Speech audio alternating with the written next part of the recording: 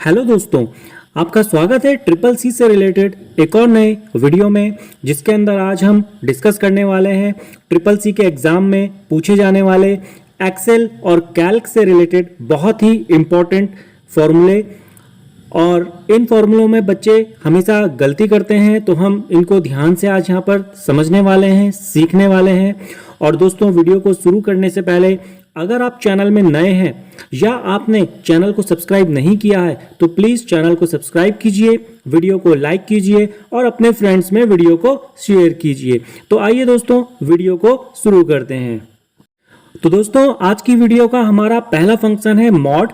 और दोस्तों, मॉड क्या काम करता है? मॉड यह काम करता है जब हम एक नंबर को किसी दूसरे नंबर से डिवाइड करते हैं तो उसका जो रिमाइंडर होता है, जिसे हम शेषफल कहते हैं, ये हमें शेषफल या रिमाइंडर को निकाल के देता है।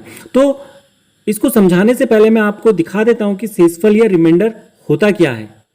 तो दोस्तों, जैसे इस एग्जाम्पल में हमने दिखाया है कि हम 3 को 2 से डिवाइड कर रहे हैं, तो जब हम 2 को 3 से डिवाइड करते हैं तो ये पूरा डिवाइड नहीं होता है।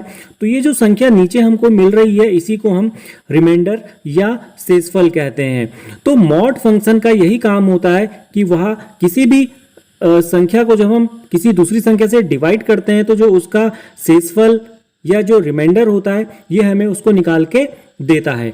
तो आइए इसको मॉड फंक्शन की हेल्प से समझने की कोशिश करते हैं कि ये कैसे काम करता है।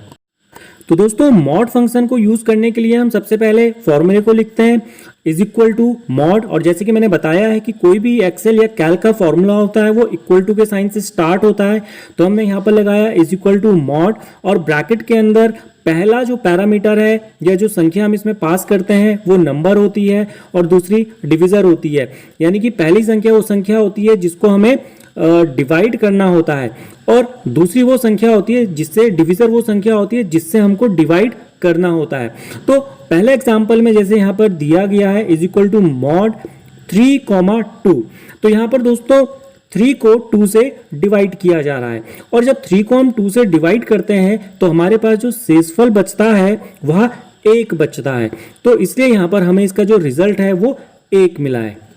तो दोस्तों, मॉड फंक्शन में ध्यान देने वाली बात यह है कि जो हमें रिजल्ट मिलेगा उसका साइन क्या होगा, वो पॉजिटिव वैल्यू होगी या नेगेटिव वैल्यू होगी। तो दोस्तों, इस चीज को आपको यहाँ पर ध्यान से समझना है, इसी से रिलेटेड क्वेश्चंस एग्जाम में पूछे जाते हैं। तो यहाँ पर मैं आपको बता दूं कि जो भी डिवीजर का साइन होगा, यानी कि जिस संख्या से हम भाग करते हैं, जो साइन उस संख्या का होगा वही साइन हमें रिजल्ट का मिलेगा।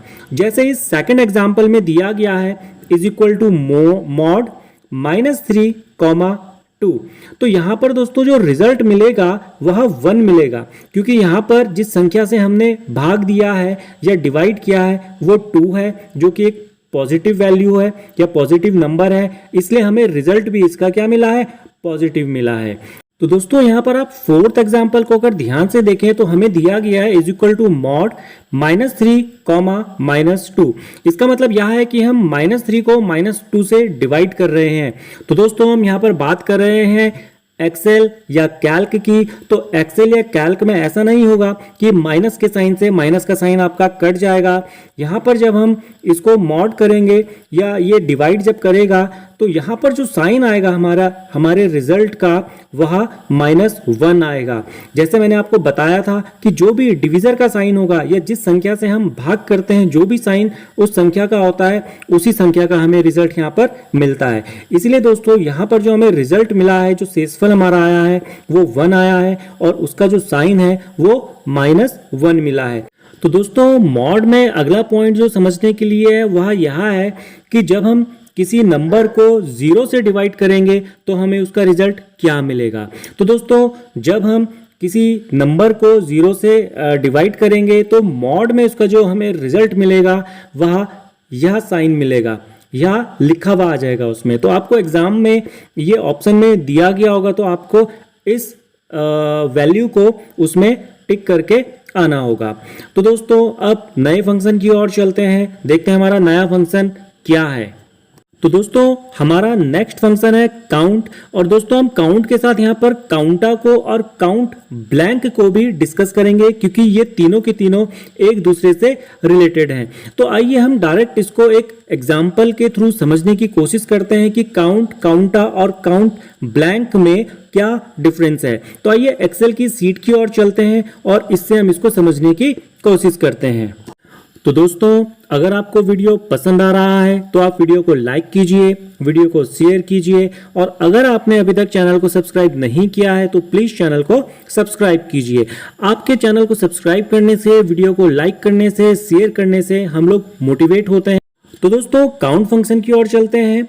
जैसे यहाँ पर आपको दिख रहा है कि एक एक्सेल की सीट है और इस सीट में कुछ डेटा मैंने पहले से टाइप किया हुआ है। तो दोस्तों काउंट फंक्शन के लिए सबसे पहले हम बी वाले कॉलम की ओर चलते हैं और समझते हैं कि काउंट फंक्शन को हमने यहाँ पर कैसे यूज किया है। तो दोस्तों काउंट फंक्शन को यूज करने के लिए सबसे पहले हम इक्वल टू का साइन लगाएंगे और फिर काउंट टाइप करेंगे और यहाँ पर सेल की रेंज देंगे। तो यहाँ पर हम रेंज दे रहे हैं B1 से लेके B8 तक।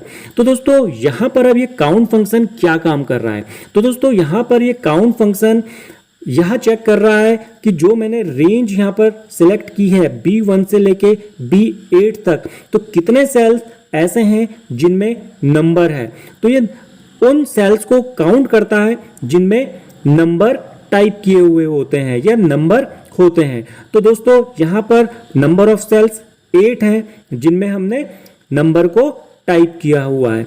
अगर मैं बात करूं अगले कॉलम की, ई वाले कॉलम की, यहाँ पर हम समझते हैं कि हमें रिजल्ट कैसा मिला है। तो दोस्तों जब मैं यहाँ पर फंक्शन लगाऊंगा is equal to count E1 colon E8, तो दोस्तों यहाँ पर हमें रिजल्ट मिला है 6। तो दोस्तों यहाँ पर हमें रिजल्ट में 6 क्यों मिला है।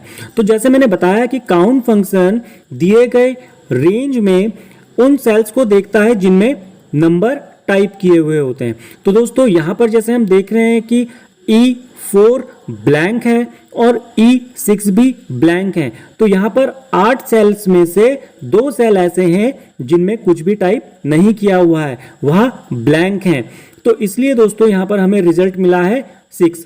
तो यहाँ पर जैसे E1 में 22 है, E2 में 0 है, E3 में 88 है, E4 ब्लैंक है, E5 में 123 है, E6 ब्लैंक है, E7 66 है और E8 में 4646 है। तो टोटल नंबर ऑफ सेल्स जिनमें नंबर लिखे हैं वो 6 हैं और 2 सेल यहाँ पर ब्लैंक हैं। तो दोस्तों H वाले कॉलम में दिए गए डेटा की हेल्प से हम काउंट, काउंटा और काउंट ब्लैंक इन तीनों फंक्शंस को समझते हैं। तो सबसे पहले काउंट फंक्शन को समझते हैं। तो दोस्तों अगर मैं H9 वाले सेल में काउंट फंक्शन को लगाता हूं is equal to count H1 colon H8, तो मुझे जो रिजल्ट मिलेगा वो 5 मिलेगा। क्यों? क्योंकि जैसा मैंने पहले बताया था कि काउंट फंक्शन क्या काम करता है, दिए गए सेल की रेंज में जितने नंबर ऑफ सेल्स में नंबर होंगे ये उनको काउंट करके बताता है। तो हमारे पास यहाँ पर H1, H3, H5, H7 और H8 में नंबर हैं और ये टोटल नंबर ऑफ सेल्स जिनमें नंबर टाइप किए गए हैं वो 5 हैं। तो इसलिए हमें जो रिजल्ट मिला वो 5 मिला। और देखते हैं दोस्तों काउंटा फंक्शन क्या काम करता है। तो दोस्तों H10 वाले सेल में जब हम काउंटा फंक्शन को लगाते हैं इज इक्वल टू काउंटा H1 कोलन H8, तो हमें रिजल्ट 6 मिलता है। तो दोस्तों काउंटा फंक्शन क्या काम करता है। दोस्तों काउंटा फंक्शन दिए गए सेल्स की रेंज में नंबर ऑफ सेल्स बताता है जिनमें हमने कुछ ना कुछ टाइप किया हुआ, चाहे वो नंबर हो चाहे वो कैरेक्टर हो। ये ब्लैंक सेल को काउंट नहीं करता है। तो इसलिए दोस्तों यहाँ पर हमें रिजल्ट 6 मिला है, क्योंकि H1, H2, H3, H5, H7 और H8 में कुछ ना कुछ लिखा है, कहीं पर नंबर कहीं पर कैरेक्टर्स, और यहाँ पर 2 सेल ब्लैंक हैं। तो इसलिए जो हमें रिजल्ट मिला है वो 6 मिला है। दोस्तों H11 वाले सेल में हम काउंट ब्लैंक फंक्शन को समझते हैं। तो दोस्तों काउंट ब्लैंक फंक्शन को जब हम लगाएंगे H11 में is equal to count blank bracket H1:H8, तो हमें रिजल्ट 2 मिलेगा। क्योंकि दोस्तों काउंट ब्लैंक फंक्शन का जो काम होता है यह होता है कि दिए गए सेल्स की जो रेंज होती है उसमें ये चेक करता है कि कितने सेल ऐसे हैं जो ब्लैंक हैं। तो यहाँ पर 2 सेल ब्लैंक हैं, एक H6 और एक H4, तो इसलिए हमें यहाँ पर जो रिजल्ट मिला है वह 2 मिला है। तो दोस्तों इस तरीके से काउंट, काउंटा और काउंट ब्लैंक से रिलेटेड क्वेश्चंस एग्जाम में पूछे जाते हैं, जिन्हें आप इन एग्जाम्पल की हेल्प से समझें और इनको सही करके आएं। तो दोस्तों आज की वीडियो के लिए बस इतना ही। मिलते हैं अब नेक्स्ट वीडियो में। धन्यवाद।